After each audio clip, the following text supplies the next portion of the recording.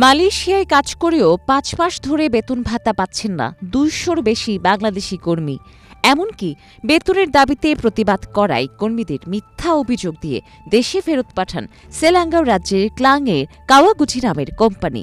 কর্মীদের এমন অভিযোগের তদন্ত শুরু করেছে দেশটির শ্রম বিভাগ।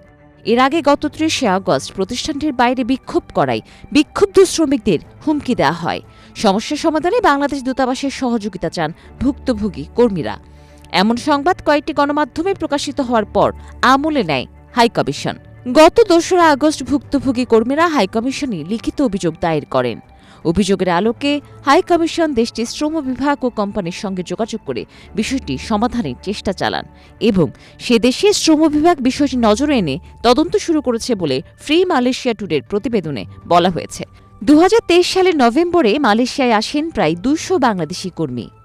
তাদের মধ্যে অনেকেই নিজের সহায় সম্বল বিক্রি করে, কেউ বা আবার চড়া সুদে ঋণ নিয়ে ৪ থেকে ৫ লক্ষ টাকা খরচ করে পাড়ি জমান দেশটিতে। প্রথম থেকে ধাপে ধাপে ৪ মাসে বেতন পরিশোধ করলেও সর্বশেষ ৫ মাসে বেতন আটকে দিয়েছে নিয়োগকর্তারা। এমনকি বেতন না দিয়ে উল্টো হুমকি দেওয়া হয়।